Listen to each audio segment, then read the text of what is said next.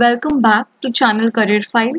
So today I have come up with lecture 2 on communication, which is unit 4 of UGC NET paper 1.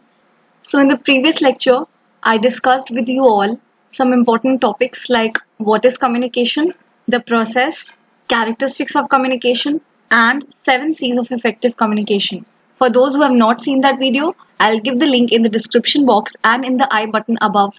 So today I'm going to discuss about the types of communication, and let me tell you that this topic is the most asked topic in unit 4, that is communication, and इस topic में से एक question तो जरूर आता है हर साल.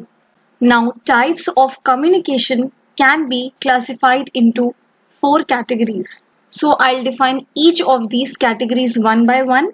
So first one is recipient. So as per the receiver or the audience of the message, communication can be of various types. And likewise, we can also classify communication on the basis of media, relationship, and flow or direction. Don't worry, I'll be taking up each one by one in detail, and trust me, this video is going to be very interesting and easy to understand video. So now let's understand what are the various types of communication on the basis of recipient, media, relationship, and flow or direction. So as per the recipients or the audience of the message, the communication can be intrapersonal, interpersonal, group communication and mass communication. So as per their names, आपको कुछ idea slightly तो लग रहा होगा इन सारी communication के बारे में. So let's very quickly take up each. So intrapersonal communication is all about one's own mind. In such type of communication, there is no outside audience. कोई external audience involved नहीं होती. The sender and the receiver is the same person. Examples of such kind of communication can be soliloquy or monologues. तो जब आपने English literature में कुछ dramas या place पढ़े होंगे तो वहाँ अक्सर आपने soliloquy या monologues के बारे में सुना होगा. In this, the person or the character, he talks to his own self about their thoughts and feelings. So this type of communication is called intrapersonal because it is within the same person. Okay, there is no connection or no role of the second person in it. So after intrapersonal, next is interpersonal communication. Now in case of interpersonal communication, there is an audience. That is, the interaction or the exchange of message takes place between two or more than two people. तो यहाँ पर the person is interacting with either two or it can be even more than two audience. So interpersonal communication can be anything. It can be you talking to your friend or it can be you giving an interview. Next comes group communication. So in case of group communication, there are certain number of people involved together. So the group can be small or it can be a large group. But here the people are closely knitted with each other, they are interacting continuously with each other and the information is residing within that group only. So message जो है उस group के बीच में रहता है and it is not cross circulated. Okay, so the people in that group, they exchange ideas with each other. Like for example, we all must have handled several classroom or group projects together when we were in school or college, and similarly in organizations people have board meetings or focus group discussions. So these can be several examples of group communication. So here I have shared several types of groups which can be there. So since group is a collection of users or people sharing some common interest, so common interest is the keyword.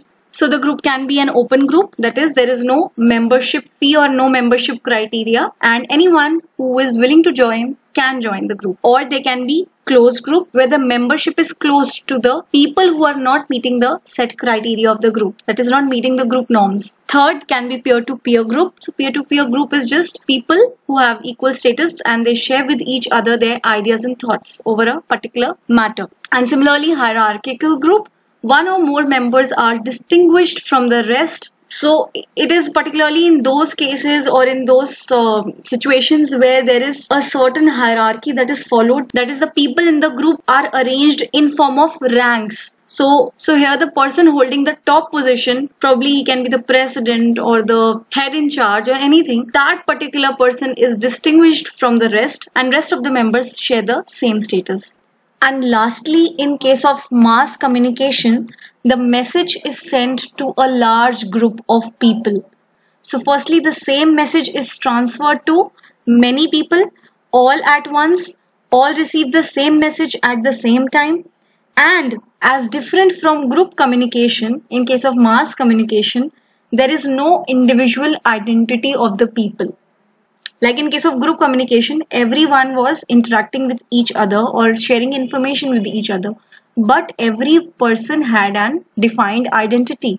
Each one was knowing the rest of the members. But in case of mass communication, it is not possible because the group is very large. Like, the group is so large that it is not possible for the sender of the message to control the information. And the audience or the recipients, who are large in number, they become faceless or unidentifiable. And that is why mass communication is generally used in context of print media, broadcast media, social media, and mobile media. So by these examples, you can very well identify that the recipients or the people receiving the message cannot be identified clearly. They are faceless to the sender. That is, the sender is sending the message to the target audience, but as to who is actually seeing their content or who is actually receiving the information is not in the hands of the sender. He cannot control that. And even like in case of group communication, I told you that the information stays within the group. Here, in case of mass communication, it isn't so. The information can be broadcasted and it can go viral to any number of people. Okay, so there is no defined lot of people where the information will be staying. Next, we are going to talk about the types of communication on the basis of the media or expression. So here, communication can be either verbal, non-verbal, or meta communication. So what does verbal denotes? Verbal means words. Now these words can be oral as well as written. So here either the communication will take place orally or in the written form. So in the written form it can be anything. It can be an email, a letter, a circular, notice, anything. While non-verbal or gestural communication is the use of signs, gestures, facial expressions, etc. So here in case of non-verbal communication, there is no use of words, neither spoken nor written. Only what is being used is the gestures of the person. Like you have to interpret the person on the basis of the gestural information they are giving. However, this communication can happen intentionally or unintentionally. I'll share with you one research on this. But before that, let me first talk about meta communication and then I'll move on to that. So meta communication is a type of verbal communication only, which also includes the non-verbal cues. For example, if someone asks you that how are you, and you say that I'm fine, but your expressions don't mean the same. Your expressions are showing that you are kind of hurt from inside or you're not happy. So here your verbal communication was saying something, but your non-verbal communication showed another thing. Like you were saying that you are fine, you're happy, but the expressions on your face spoke a different story. So meta communication is actually a type of communication where something what is said is not actually meant, or it can also be that something is taken the other way around. Like it's kind of an ironical kind of communication, like you say something but you mean something else, or the other party may take it the wrong way. So it can be because of your expressions or your gestures or your signs. So this is meta communication for you. So meta communication, again, its meaning does not depend only on the literal or the verbal meaning, but is co-determined in a critical way by the intensity and the inflection of the voice, facial expressions, accompanying gestures, and secondary signals sent. So, like I have already explained enough on meta communication. So let's move forward. This was the study I was telling you about, that there's this professor, Dr. Albert Mehrabian. So he belonged to the field of psychology, and in one of the researches he found out it's only 7% of the meaning in communication that is derived through spoken words, whereas 38% is derived from the tone of voice and 55% is from the body language. So can you now see that how much impact or how much meaning is being expressed or being portrayed through the body language and the non-verbal cues which we communicate. So with this, we are done with verbal, non-verbal and meta communication, which were the type of communications on the basis of media or the expression. Next, we move on to communication on the basis of relationship. So on the basis of relationship, communication can be of two types. It can be formal communication or informal communication. Now इन दोनों के नाम से ही आप समझ पा रहे होंगे that formal communication takes place in an official or professional way. Whereas in case of informal communication, the communication is not to be officially sanctioned, यानी कि कोई official pretext उसका होना जरूरी नहीं है. It is just any kind of random communication which two people have, and it does not includes any kind of professional or official agenda in it. So let me just show you the differences between the two so that the picture is more clear. So talking about the mutual relationship among members, so in case of formal communication, this mutual relationship is based on the superior subordinate or the employer-employee relationship. You need to have a relationship within the hierarchy. You must be having some authority responsibility kind of relationship. Whereas in case of informal communication, there is nothing like such. You are interacting with each other only to fulfill your own personal goals. That is to define some interpersonal relationships. Talking about the nature, so formal communication is systematic and orderly in nature, whereas informal communication cannot be systematized, and that is why it is highly erratic and unsystematic. Why? Because it is not under control of the manager. यहाँ पर कोई भी information कैसे भी spread हो सकती है, कभी भी spread हो सकती है. There is no time, there is no objective that needs to be fulfilled. So talking about the speed of communication, so formal communication is slow and time consuming, obviously because you need to follow a hierarchy or the chain of command. आपको पता होगा there is a very bureaucratic system in case of government organizations, and they strictly follow the chain of command or the hierarchy, and that is why it becomes slow and time consuming. So talking about informal communication, it is fast and time saving. So since informal communication is very casual, so it can take place at any time, anywhere. So it is very fast and time saving. You don't have to follow a certain hierarchy or chain of command in order to get into any informal communication. So it is very fast and time saving. Now authenticity. So official and well planned messages are authentic. So authenticity is greater where? In case of formal communication, obviously because it is systematic and orderly and it is controlled by the management. That is why it is more authentic, because everything is on records. हर चीज record पे होती है. Even अगर कोई organization का कोई circular या notice pass होता है to the employees, then that is sanctioned properly and put into records by the administration or the management. So everything is very authentic and you can trust it. But in case of informal communication, the authenticity is missing, because it is unofficial, unplanned messages are there, because there is no stamp or no sanction or no official confirmation about the reliability of the messages or information that is being shared in case of informal communication. Talking about the contents or the subject matter, so natural सी बात है, formal communication कब होती है? जब work related matters हो, जैसे कि example, orders, instructions, anything which is related to work or which needs to be communicated in an official setup. Whereas in case of informal communication, personal matters are discussed. So next, objectives. So in case of formal communication, the objective is to achieve organizational objectives. So I told you this at the very beginning, that since there are these common organizational goals that both the superior and subordinate have to attain, and that is why they are binded by this relationship of superior and subordinate. Whereas in case of informal communication, the aim is to meet out the personal needs and interest. It's just because one cannot live in isolation and one has to interact with other people. So at the end, formal communication can also be termed as official communication. Now you know why it can be called so. And informal communication is also called grapevine communication. Now why it is known as grapevine? Because it can flow in any direction and it does not depend on the authority levels. कहीं पे भी किसी भी direction में ये flow कर सकती है and there is no definite route of it. Rumors can be one of the negative outcomes of informal communication.